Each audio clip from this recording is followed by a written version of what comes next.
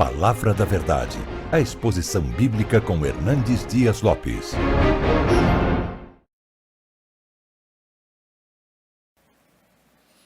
Meus irmãos, nós vamos abrir então a palavra de Deus no livro do profeta Daniel, capítulo 10. Profeta Daniel, capítulo 10.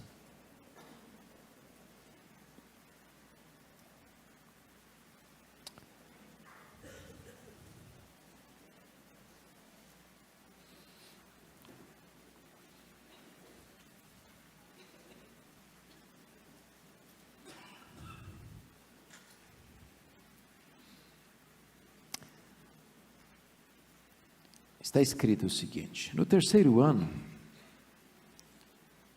de Ciro, rei da Pérsia, foi revelada uma palavra a Daniel, cujo nome é Beltesazar.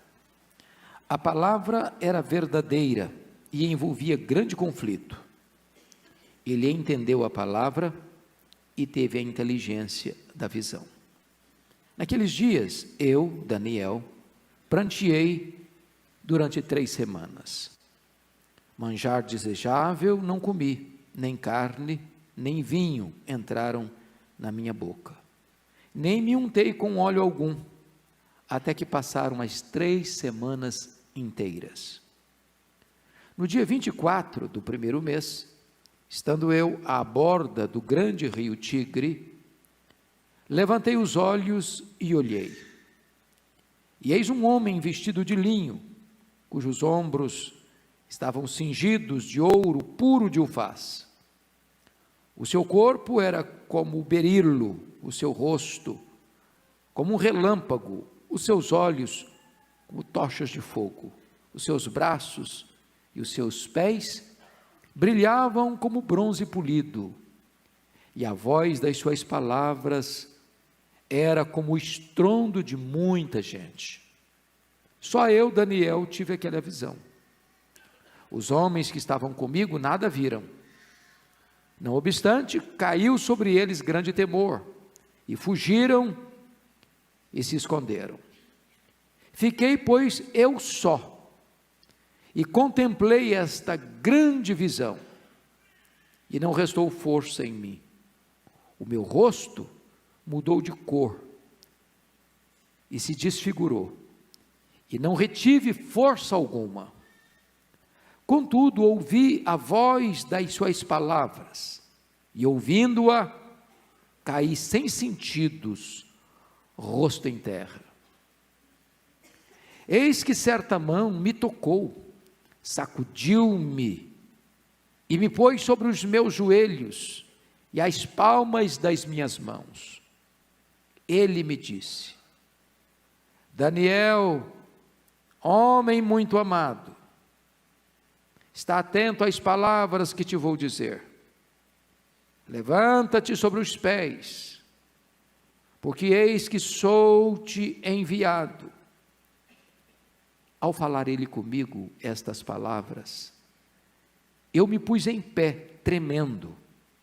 Então me disse: não temas, Daniel, porque desde o primeiro dia em que aplicaste o coração a compreender e a humilhar-te perante o teu Deus, foram ouvidas as tuas palavras, e por causa das tuas palavras é que eu vim.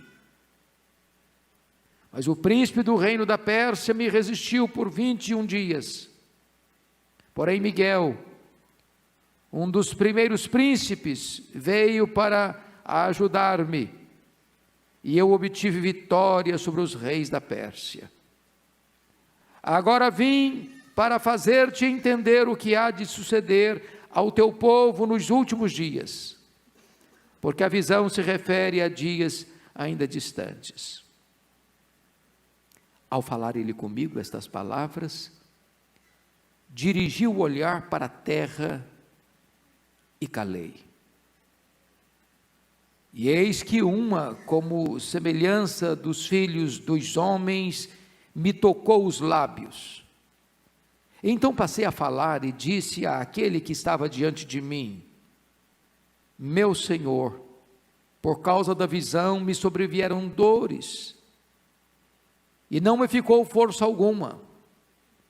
Como, pois, pode o servo do meu Senhor falar com o meu Senhor? Porque quanto a mim, não me resta já força alguma, nem fôlego ficou em mim. Então, me tornou a tocar aquele semelhante a um homem e me fortaleceu e disse: não temas, homem muito amado, paz seja contigo, sê forte, sê forte. Ao falar ele comigo, fiquei fortalecido e disse: fala, meu Senhor, pois me fortaleceste. E ele disse: sabes porque eu vim a ti? Eu tornarei a pelejar contra o príncipe dos persas. E saindo eu, eis que virá o príncipe da Grécia. Mas eu te declararei o que está expresso na Escritura da verdade. E ninguém há que esteja ao meu lado contra aqueles, a não ser Miguel, vosso príncipe. Amém. Eu quero meditar com os meus irmãos nesta noite sobre o seguinte tema: um homem conhecido na terra, temido no inferno e amado no céu. Um homem conhecido na terra, temido no inferno e amado no céu.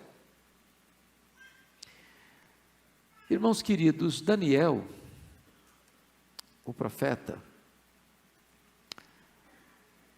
foi arrancado da sua cidade de Jerusalém, no primeiro cerco da Babilônia, ao reino de Judá, a cidade de Jerusalém, já nos idos de 606 a.C.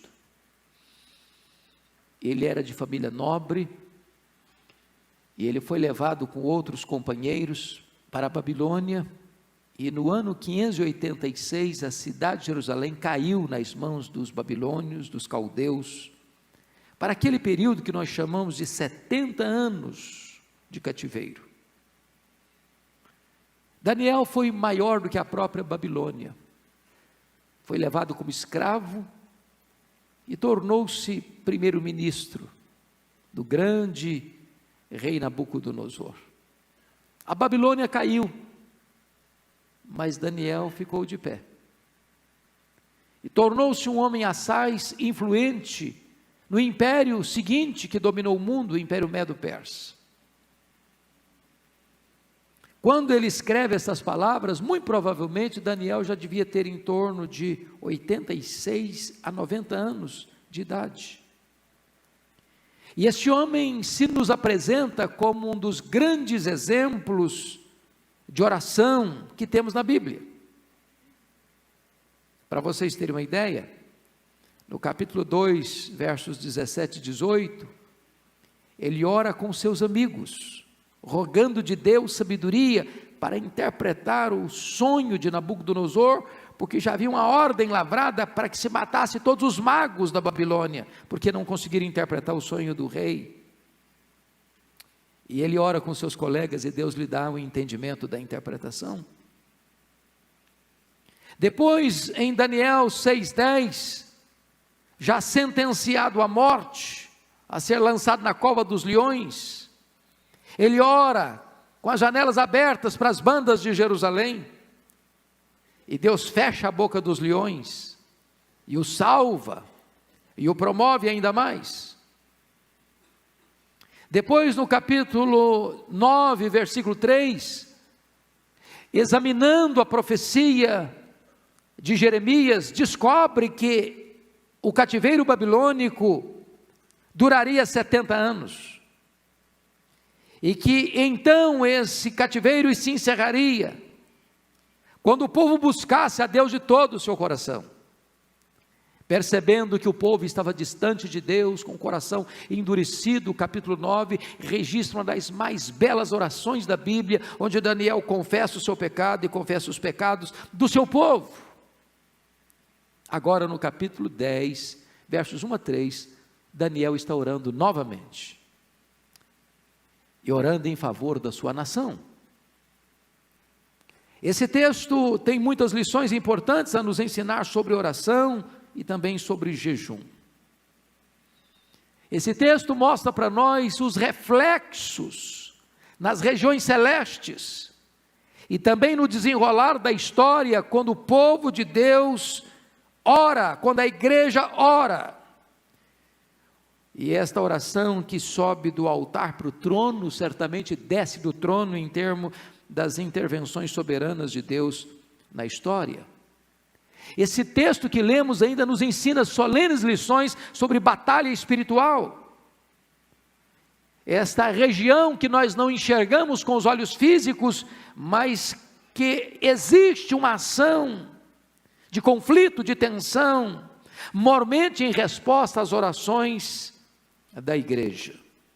Então, dito isto, à guisa de introdução, eu gostaria que nós olhássemos algumas lições sobre as marcas de um intercessor amado no céu, conhecido na terra e temido no inferno. Primeiro, esse intercessor é aquele que recebe o fardo do seu povo sobre os seus ombros. Não há intercessão sem esse sentimento de um fardo sobre os ombros. Ninguém se coloca na brecha sem sentir a dor daqueles por quem se está orando.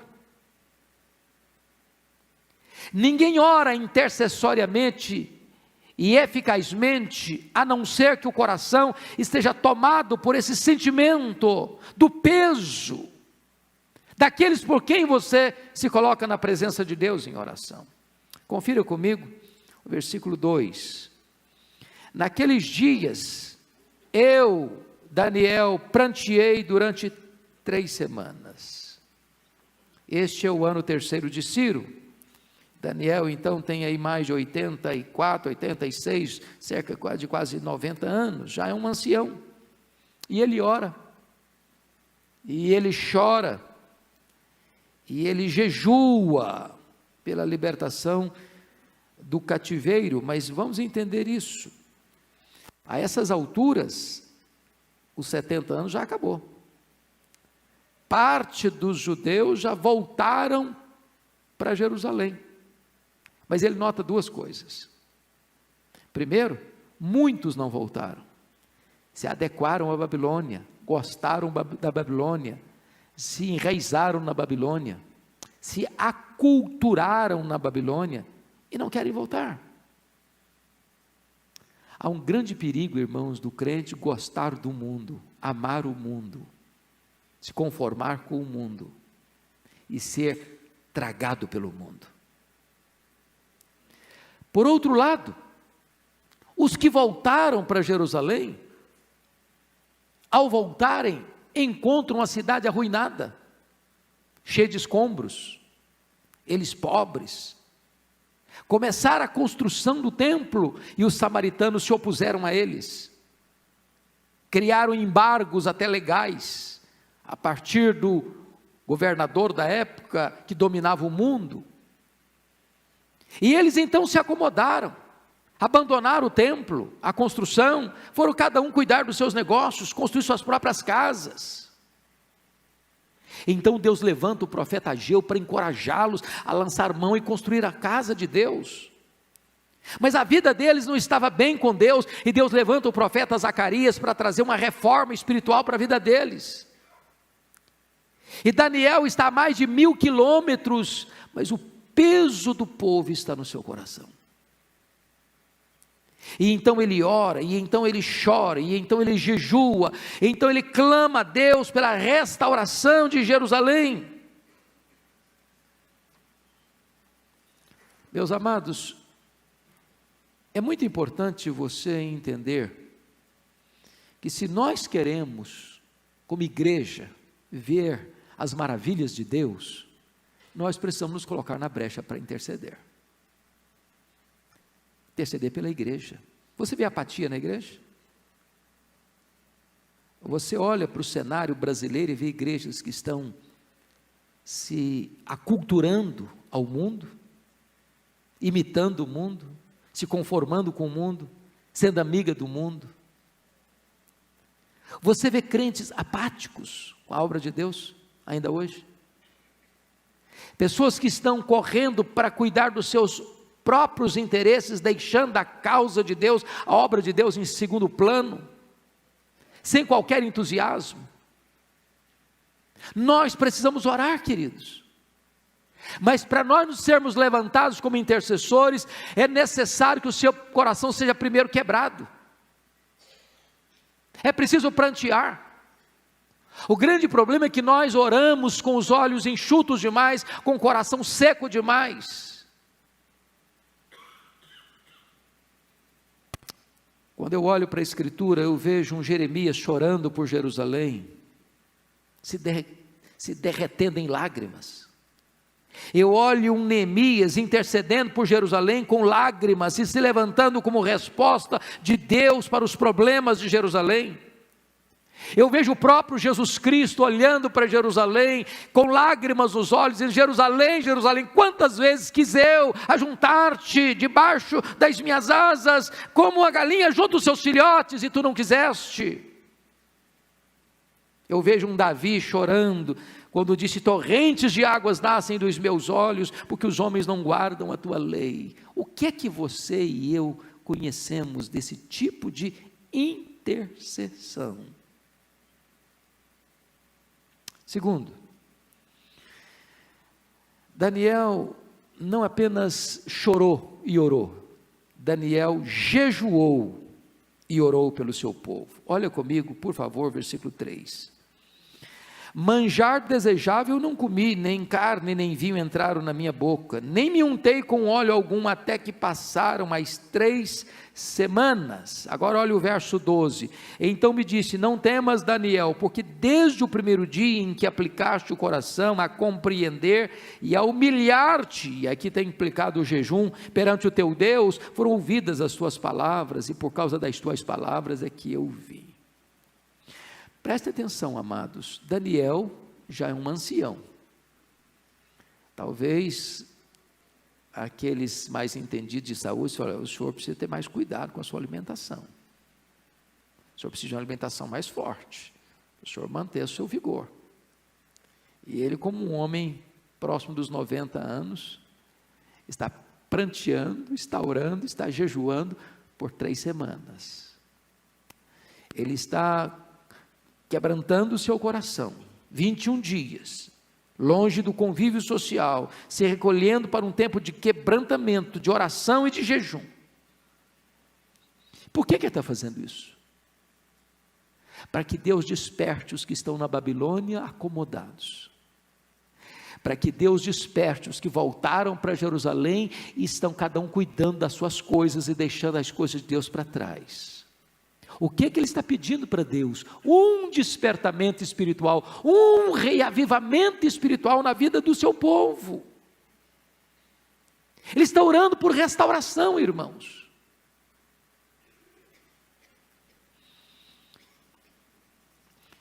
Agora preste bem atenção. Será que hoje nós não precisaríamos, revendo essas coisas, resgatar a disciplina do jejum na igreja? Uma vez que nós temos as mesmas realidades espirituais, de acomodação, de paralisia, de frieza, de adequação ao mundo, em vez de um povo vibrante, um povo caloroso, um povo cheio do Espírito Santo, cheio de entusiasmo com a obra de Deus. Será que não nos falta isso? Mas veja, em terceiro lugar, o motivo do jejum e da oração de Daniel. Olha o versículo 10, capítulo 10, versículo 1. No terceiro ano de Ciro, rei da Pérsia, foi revelada uma palavra a Daniel, cujo nome é Beltesazar. A palavra era verdadeira e envolvia grande conflito. Ele entendeu a palavra e teve a inteligência da visão. É muito interessante, amados irmãos, ele percebeu que havia um conflito, havia uma tensão, havia uma oposição. E que oposição era essa? Lá em Jerusalém, o povo voltou, mas os samaritanos se levantaram e se opuseram à obra, e perseguiram os judeus, e fizeram de tudo para paralisar a obra, ou para adiar a obra, ou para criticar a obra, ou para desanimar o povo. E ele está a mais de 1000 quilômetros de distância, sem as comunicações rápidas dos dias de hoje, e Deus dá a ele o entendimento de que é preciso entrar em luta espiritual, é preciso entrar em oração, em intercessão, em jejum, em pranto por aquele povo. Agora eu pergunto a vocês, vocês acham que há tensão na igreja hoje? Existe oposição para a igreja hoje? Que tem facilidade para a igreja avançar, irmãos? Existe crescimento de igreja sem luta? Existe fortalecimento da igreja sem batalha espiritual? Existe alguma força humana e espiritual querendo alentar os passos da igreja, paralisar a obra de Deus, impedir que a igreja de Deus avance, que a igreja de Deus experimente um tempo de restauração? Ele está orando e jejuando por esta causa. Ele sabe que tem luta, ele sabe que tem conflito, ele sabe que tem oposição, ele sabe que a igreja não pode avançar a não ser que a mão de Deus a conduza, porque tem muita oposição, tem porta aberta, mas tem oposição, tem inimigos querendo paralisar a obra de Deus. Mas eu quero chamar a sua atenção para um segundo ponto dessa mensagem. Um intercessor que é conhecido na terra, temido no inferno e amado no céu, é aquele também que recebe especial visitação do próprio céu. É o que está escrito nos versos 4 a 12. Primeiramente, olhe comigo a descrição do esplendor do anjo que vem falar com ele, dos versos 4 a 6. A descrição desse anjo, irmãos, é muito semelhante à descrição de Jesus em Apocalipse capítulo 1. Vocês se lembram? Quando João estava na ilha de Patmos, e era o dia do Senhor, ele ouve atrás dele uma voz como de trombeta dizendo: o que vês, escreve em livro e manda às 7 igrejas. E quando ele se volta para ver quem falava com ele, ele não vê quem falava com ele, ele vê alguém semelhante a filho do homem, andando no meio dos candeeiros das igrejas, seu cabelo branco como a neve, os seus olhos como chamas de fogo, a sua voz como voz de muitas águas, o seu rosto brilhando como o sol no seu fulgor, seus pés como bronze polido. E essa era a descrição do Cristo glorioso. Isso levou alguns estudiosos a olhar para esse anjo aqui e dizer: não, isso aqui é uma teofania, isso aqui é a própria presença do Cristo pré-encarnado aparecendo a Daniel. Por outro lado, há outros estudiosos que, e não obstante essa descrição desse anjo, dos versículos 4 a 6, ser tão parecida com Apocalipse capítulo 1, parece-nos não encaixar na presença do Cristo pré-encarnado aqui, por um detalhe, para mim, decisivo. É que, no versículo 13 do texto lido, está escrito: mas o príncipe do reino da Pérsia me resistiu por 21 dias, porém Miguel, um dos primeiros príncipes, veio para ajudar-me, e eu obtive vitória sobre os reis da Pérsia. Então, penso eu que esse versículo 13 é decisivo, porque você não pode imaginar o Filho de Deus, o Cristo pré-encarnado, a segunda pessoa da Trindade, entrando numa luta espiritual, de resistência espiritual, e precisando de ajuda de um arcanjo para vencer. O nosso Cristo é o Cristo vencedor. Embora a escola de samba em São Paulo ultrajou o Cristo vencedor, arrastando-o ignominiosamente, e ele sendo surrado e pisado por Satanás, isso é uma ficção que jamais tornar-se-á realidade. O nosso Cristo é aquele que esmaga a cabeça da serpente, é o Rei dos reis, é o Senhor dos senhores. Ele não sabe o que é derrota, porque Ele é o todo-poderoso Deus e vencedor de todas as batalhas. Portanto, creio que o que está escrito aqui é que um anjo vem do céu, em resposta à oração de Daniel, para trazer para ele uma revelação de Deus, do que estava por vir na história, não só do povo de Israel, mas da história da humanidade. Então vamos ver agora qual foi a reação de Daniel. Primeiro, o discernimento, versículo 7, confira comigo aí. Só eu, Daniel, tive aquela visão. E olha que ele não estava sozinho. Os homens que estavam comigo nada viram. Não obstante, caiu sobre eles grande temor, fugiram e se esconderam. Eu acho isso interessante. Quem está orando, quem está jejuando, quem está pranteando durante 21 dias é quem mesmo? Daniel. Os outros são apenas companheiros. Estão lá, mas não estão fazendo essas coisas. Quando Deus vai se revela quem está buscando. As pessoas estão sabendo que alguma coisa extraordinária está acontecendo, mas não tem discernimento do que é. Meus irmãos, tem muita gente que só escuta o barulho, mas não sabe o que está acontecendo.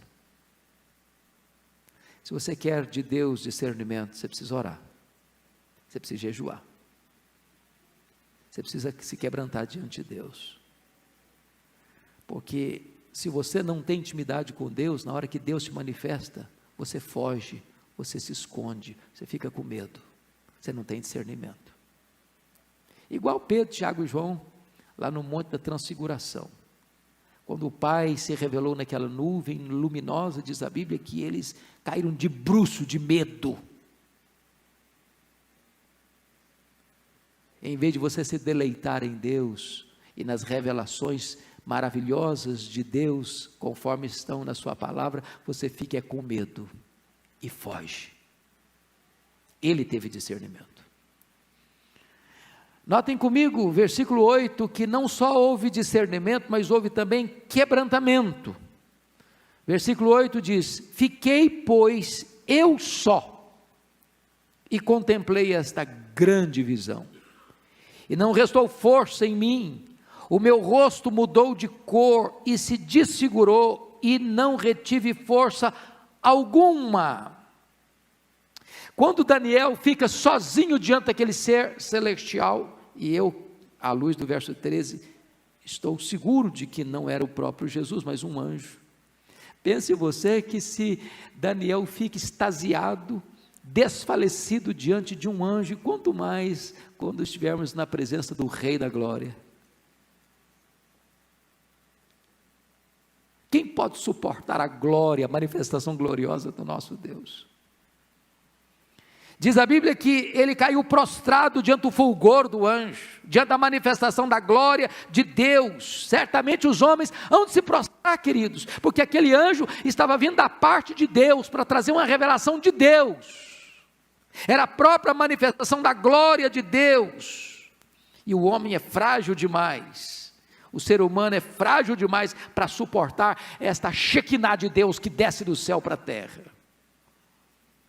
Mas vem agora o consolo. Olha comigo o versículo 12, você pode ler o 12 comigo? Vamos juntos, por favor? Então me disse: não temas, Daniel, porque desde o primeiro dia em que aplicaste o coração a compreender e a humilhar-te perante o teu Deus, foram ouvidas as tuas palavras, e por causa das tuas palavras é que eu vim. Oh, amados irmãos, Daniel está prostrado, desfalecido, Mas ele encontra uma palavra encorajadora aqui, em 4 aspectos. Primeiro, ele ouve que ele é amado no céu. Você já parou para pensar isso? Versículo 11, Daniel, o homem muito amado. Você já pensou que consolo é você escutar que você é amado no céu? Que você é conhecido no céu? Que lá no céu os anjos de Deus sabem o seu nome? Porque eles são espíritos ministradores em favor da igreja.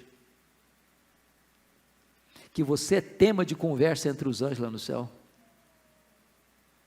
Aquele homem é um homem muito amado. E o anjo não só sabe disso, mas fala para ele: você, Daniel, é um homem muito amado. Isso conforta o camarada. Segunda coisa, ele ouve que as suas orações foram ouvidas. Depois de 21 dias de oração e jejum, foram ouvidas? Não. Desde o primeiro dia em que ele aplicou o seu coração para buscar a Deus, Deus já disse: eu ouvi, eu atendi, está deferido o pedido, está atendida a súplica. Amados irmãos, oração não é sugestionamento psicológico. Oração é você conversar com aquele que está no trono, com aquele que tem as rédeas da história em suas mãos, com aquele que pode mudar o curso dos acontecimentos conforme o seu soberano propósito. Terceiro, ele ouve que o que é ligado na terra também é ligado no céu, porque na verdade é em virtude da oração que ele levanta a Deus do céu, é que vem uma resposta do céu para a terra. E ele começa a perceber, em quarto lugar, que Deus aciona seus anjos para atender os seus filhos, quando esses se colocam de joelho em oração. É por causa disso, ele diz, que eu vim, Daniel. É porque você dispôs o coração para buscar, é porque você orou, é porque você chorou, é porque você jejuou, é por essa causa que eu vim, Daniel. Amados irmãos, os céus se movem para ouvir e atender a oração de um justo. Louvado seja o Senhor. Por entender isso,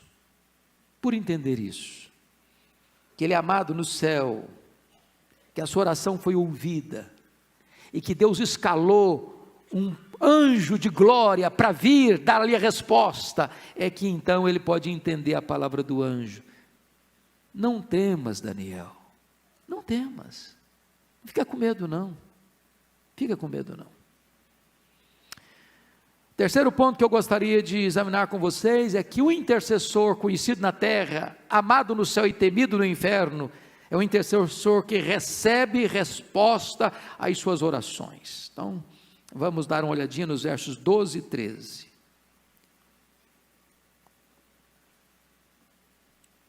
Primeiro, irmãos, é uma resposta imediata. Olha o verso 12, reprisando aí. Não temas, Daniel, porque desde o primeiro dia em que aplicaste o coração a compreender e a humilhar-te perante o teu Deus, foram ouvidas as tuas palavras. O ouvido de Deus não está surdo, a mão de Deus não está encolhida. Não tem nada mais revolucionário, meu irmão, minha irmã, do que oração. Às vezes a gente fica muito preocupado em marcar uma audiência com autoridade política, com alguém que tem comando, com alguém que tem poder de mando numa nação, pois quando você ora, você tem audiência direta, ligação direta com o Rei da Glória, com quem está sentado no trono, com quem pode mexer na estrutura do universo para atender. E o texto diz que a resposta foi imediata, logo que ele começou a aplicar o coração para compreender e se humilhar. Mas notem que a resposta não é só imediata, mas a resposta é mediada, porque o verso 12 nos informa o seguinte na parte B: e por causa das tuas palavras é que eu vim. Agora, note uma coisa: os anjos são ministros de Deus, eles não agem independentemente da ordem de Deus, eles atendem ao comando de Deus, do Deus que está recebendo a oração, que está atendendo a oração. É este Deus que escala este anjo, vai lá e fala para Daniel. Os céus se movem para atender a igreja, os anjos trabalham em favor da igreja, em resposta às orações da igreja. Mas preste atenção num outro aspecto: a resposta não é só imediata, imediata, mas em terceiro lugar, a resposta é resistida. Você pode ler o verso 13 comigo? Vamos juntos? Mas o príncipe do reino da Pérsia me resistiu por 21 dias. Porém Miguel, um dos primeiros príncipes, veio para ajudar-me, e eu obtive vitória sobre os reis da Pérsia.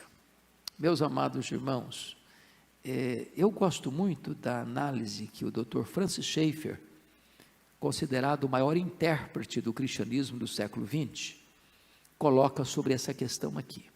Ele disse que nós deveríamos olhar para o mundo como uma casa de 2 andares, andar de cima, andar de baixo. O andar de baixo é o andar onde vivemos, onde nascemos, crescemos, amadurecemos, morremos, onde nós vemos, ouvimos, falamos, sentimos, tocamos. O andar de cima é o que a Bíblia chama de regiões celestes, que é invisível para nós, mas real, e que há uma inter-relação entre esses 2 andares, que há determinadas batalhas por cima da nossa cabeça, na chamada região celeste, que você não consegue ver com os olhos físicos. Preste atenção que quando Daniel começa a orar e a jejuar, Deus envia resposta. E este anjo que vem trazer a resposta, e não obstante ser um anjo glorioso, conforme a descrição dos versos 4 a 6, ele encontra resistência. E notem vocês que quando trata de um anjo, e prevaleça sobre ele, ou enfrente-o por 21 dias, dou prova disso. Vocês se lembram, quando Ezequias estava sendo cercado pelo exército assírio, e ele orou a Deus, e Deus mandou um anjo só, e quantos soldados assírios foram mortos? 185.000. Então é claro que a linguagem do profeta Daniel não é de uma luta com um homem que resistiu ao anjo de Deus 21 dias, é uma batalha espiritual, é uma luta nas regiões celestes. A Bíblia diz que a nossa luta não é contra sangue e carne, mas contra principados e potestades, contra dominadores deste mundo tenebroso, contra forças espirituais do mal nas regiões celestes. Há uma resistência, meus irmãos, no mundo espiritual, quando a igreja ora, pode ter certeza disso. A oração pelo avivamento da igreja, a oração pela restauração espiritual da igreja, certamente vai enfrentar resistência.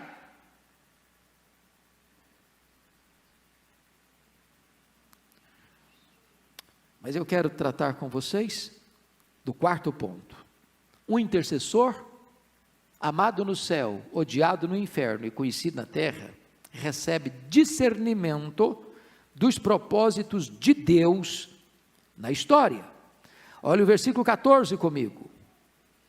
Agora vim para fazer-te entender o que há de suceder ao teu povo nos últimos dias, porque a visão se refere a dias ainda distantes, discernimento quanto ao tempo do fim. Daniel vai receber uma longa revelação a respeito do futuro e contemplará o que há de acontecer ao povo de Deus. Aí você começa a perceber que Daniel está orando por uma causa imediata, a restauração de Israel, a restauração de Jerusalém, a restauração tanto dos que voltaram, quanto dos que estão na Babilônia, para uma situação histórica concreta, e a resposta de Deus vem muito além do que ele pede. Deus abre as cortinas do tempo e revela para ele o que vai acontecer num futuro distante. E aí eu acho isso maravilhoso. Sabe por quê? Eu gosto muito de história. De vez em quando eu gosto de comprar um livro de história para dar uma lida. Mas os homens só escrevem a história depois que ela acontece. Deus escreve a história antes dela acontecer. Deus conhece o fim desde o começo. Foi exatamente isso que João recebe de Jesus na ilha de Patmos. O que vês, escreve em livro.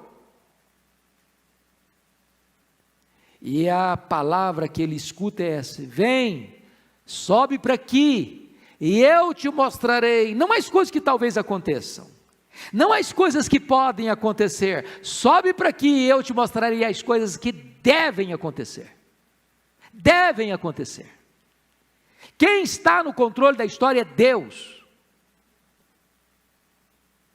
E o final dessa história é a vitória retumbante de Jesus Cristo e da sua igreja. O mundo pode espernear, o diabo pode espernear, o mundo pode fazer, o escarcéu quiser fazer, mas a vitória é de Cristo e da sua igreja. Louvado seja Deus. Isso não é uma mera hipótese, isso não é uma vaga possibilidade, isso é um fato incontestável e irrefutável. Louvado seja o Senhor. A história está nas mãos do nosso Deus. Mas vejam vocês que ele tem discernimento quanto a essa batalha espiritual. Primeiro, da hostilidade. O anjo fala com Daniel sobre essa batalha que ele enfrenta, né? Mas louvado seja Deus, porque no verso 21, essa batalha continua. A batalha para a resposta da oração foi enfrentada. Mas olha o verso 21, mas eu te declararei o que está expresso na escritura da verdade, e ninguém há que esteja ao meu lado contra aqueles, a não ser Miguel, vosso príncipe. Miguel era uma espécie de defensor do povo de Deus, conforme o capítulo 12, você pode dar uma olhadinha comigo lá? Só vira uma página aí, capítulo 12, verso 1. Nesse tempo se levantará Miguel, o grande príncipe, o defensor dos filhos do teu povo. E haverá tempo de angústia, qual nunca houve, desde que houve nação até aquele tempo, mas naquele tempo será salvo o teu povo, todo aquele que for achado inscrito no livro. Que coisa linda, irmãos, é que nós temos defensores, que você nem sabe ou nem vê, mas eles estão aí lutando por nós. Nós temos Jesus Cristo, o nosso grande advogado, o nosso grande sumo sacerdote, e nós temos uma hoste de anjos de Deus, que são ministros que trabalham em favor daqueles que creem no Senhor Jesus Cristo. Pois bem, agora eu gostaria que nós concluíssemos esta exposição com o último ponto: as marcas de um intercessor conhecido na terra, temido no inferno e amado no céu. É alguém que recebe o toque especial do céu. Versos 10 a 19 vamos falar sobre isso. Notem comigo que esta é a terceira vez que Daniel está sendo tocado. Quer ver? Olha o capítulo 8, versículo 18. Você lê comigo, por favor. 8, 18 de Daniel. Vamos juntos? Falava ele comigo, quando caí sem sentidos, rosto em terra. Ele, porém, me tocou e me pôs em pé no lugar onde eu me achava. Agora, capítulo 9, verso 21. Por favor, vamos juntos? Falava ainda na oração, quando o homem Gabriel, que eu tinha observado na minha visão ao princípio, veio rapidamente voando e me tocou a hora do sacrifício da tarde. Agora vamos ver no capítulo 10, verso 16. Olha aí, vamos juntos. E eis que uma como semelhança dos filhos dos homens me tocou nos lábios, só até aqui. Agora verso 18, vamos juntos. Então me tornou a tocar aquele que semelhante a um homem e me fortaleceu. Finalmente verso 19. E disse: não temas, homem muito amado, paz seja contigo, sê forte, sê forte. Ao falar ele comigo, fiquei fortalecido e disse: fala, meu Senhor, pois me fortaleceste. Pois bem, amados irmãos, vamos olhar aqui esse toque de Deus, da parte que vem por meio do anjo a Daniel. Primeiro, versos 10 a 14, é um toque para se levantar, para se levantar. Olha que coisa preciosa, meus amados irmãos. Ele foi tocado exatamente para que ele pudesse se levantar. Tem hora que nós estamos abatidos, sabe? Tem hora que nós estamos prostrados com o rosto no chão. Tem hora que nós precisamos de alento. Alento. E nós precisamos desse toque para ficarmos de pé. O que o anjo fez com ele para que ele pudesse ficar de pé e ser encorajado e ser fortalecido? Primeiro, mostrando para ele: você é amado no céu, Daniel. Segundo, as suas orações, Daniel, são ouvidas no céu.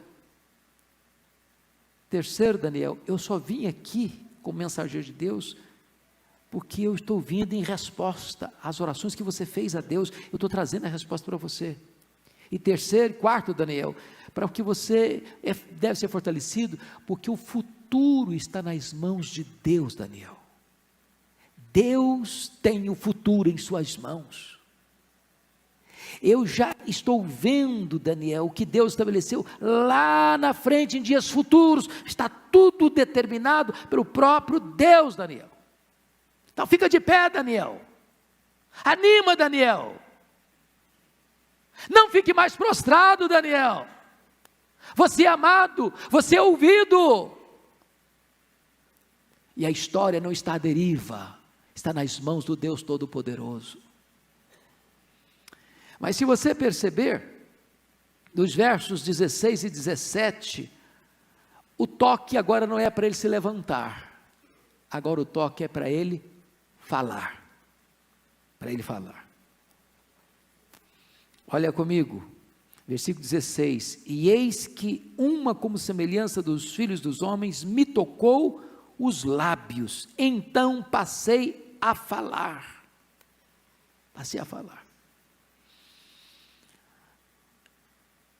Como você e eu precisamos desse toque, não? Eu gosto muito de uma fala do Dr. Billy Graham, quando ele diz assim: os nossos lábios são lábios de barro. Se Deus não nos tocar, as nossas palavras são apenas vento. Mas se Deus nos tocar, oh irmãos, então nós nos tornaremos boca de Deus, voz do Altíssimo, profetas do Altíssimo. Então a nossa palavra há de sair como a espada afiada de 2 gumes. Então esta palavra será atingidora. Então esta palavra vai alcançar mentes e corações. Precisamos desse toque, queridos, para abrirmos a boca, para não ficarmos calados, omissos, acovardados, para termos testemunho audacioso, a despeito da oposição do mundo, a despeito da batalha espiritual nas regiões celestes. Nós precisamos abrir a boca e falar, e precisamos desse toque de Deus para abrirmos a nossa boca. Mas finalmente, queridos, versículos 18 a 21, ele recebe um toque para ser fortalecido, para ser fortalecido. Percebam comigo, por favor, versículo 19 de novo, versículo 18 e 19. Então me tornou a tocar aquele semelhante a um homem e me fortaleceu, e disse: não temas, não tenhas medo, homem muito amado, Pai seja contigo, sê forte, sê forte. Ao falar ele comigo, eu fiquei fortalecido. Ô irmãos, você precisa ser fortalecido hoje à noite? Receber uma B12 na veia, sentir assim uma força dinâmica do poder de Deus entrando no seu coração. Você perdeu o medo, você perdeu o desânimo, e Deus diz assim: meu filho, ser forte, ânimo, coragem, vamos para frente. Deus quer nos dar esse toque nesta noite, irmãos, para nos encorajar, para nos animar, para nos dar sonhos e visões do que Ele tem para nós, para o futuro, em nome de Jesus. Eu quero terminar, e eu gostaria de trazer 2 lições práticas então. Primeiro, quem são os verdadeiros inimigos do trabalho de Deus? Vamos pensar nisso. Irmãos, a igreja de Pinheiros, ela quer crescer, e Deus está abençoando o crescimento, mas nós queremos avançar, nós só estamos arranhando a superfície, se Deus se agradar de nós. Mas quem são os verdadeiros inimigos então para Deus avançar? Primeiro, irmãos, o grupo dos desencorajados. Você conhece gente desencorajada? Não vai dar certo, não, isso não vai funcionar. Você sabe quantos anos Jerusalém ficou debaixo de escombros? Mais de 100 anos, de 516 a 444, as pessoas passavam lá e viam aquele montão de pedra. Isso aqui não é para nós não, isso aqui não é para o nosso bico não, isso aqui é demais para nós, vamos deixar esse trem assim mesmo, vamos ficar assim mesmo, vamos nos acomodar. Às vezes, meus irmãos, o que emperra o avanço da obra é o nosso desânimo.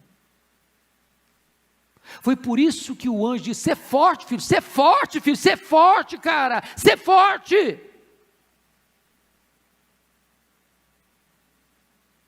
Segundo, os samaritanos estavam lá ao redor, tentando atrapalhar, criticando, escarnecendo, zombando deles, criando embargos daqui e dali. Você acha que tem samaritano querendo impedir o avanço da obra aqui? Tem gente interessada em que a obra de Deus não vá para frente? Tem gente lutando contra, remando contra a maré?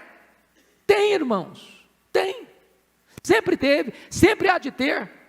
Mas a obra de Deus não pode parar, porque os samaritanos querem que a obra pare, em nome de Jesus.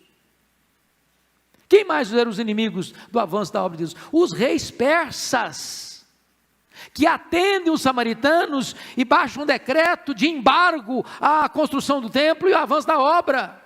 Às vezes, meus irmãos, a batalha é jurídica, a batalha é legal, a batalha às vezes é no campo humano, no campo das leis.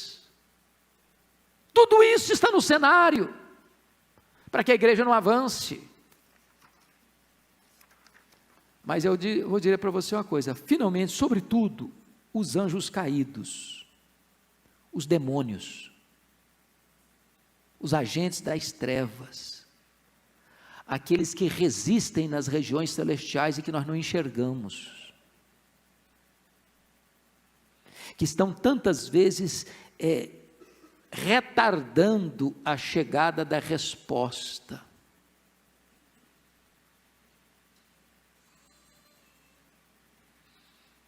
Mas o ponto último, aplicação prática, é: quais são as armas apropriadas para o conflito em que estamos engajados? O que é que Daniel fez? Ele fez 3 coisas. Ele chorou, ele orou e ele jejuou. Coração quebrantado e contrito, Deus não rejeita. Queremos mesmo ver a obra de Deus avançando? Queremos superar as dificuldades? Queremos que a igreja supere as dificuldades e avance, e Deus restaure a nossa sorte, Deus traga sobre nós um grande reavivamento.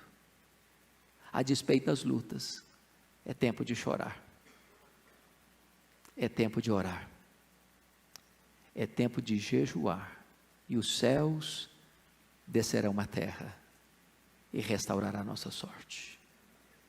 Vamos orar, queridos? Vamos ficar em pé?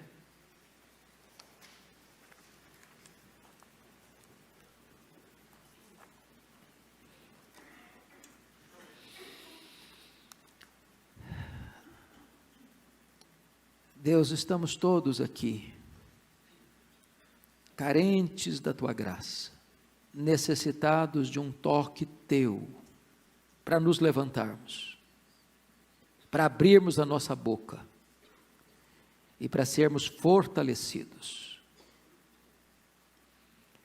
As lutas são muitas, Deus, os inimigos são muitos, a oposição é forte, o desânimo às vezes é imenso, mas não deixe que os nossos braços fiquem fracos, nem que os nossos joelhos fiquem trôpegos. Fortalece-nos, Deus, fortalece-nos, anima-nos, levanta-nos, encoraja-nos, dá-nos a compreensão de que somos amados no céu, de que as nossas orações são ouvidas, de que a história está nas Tuas mãos. Ah, Senhor, restaura a nossa sorte e reaviva a Tua igreja. É a nossa oração em nome de Jesus. Amém.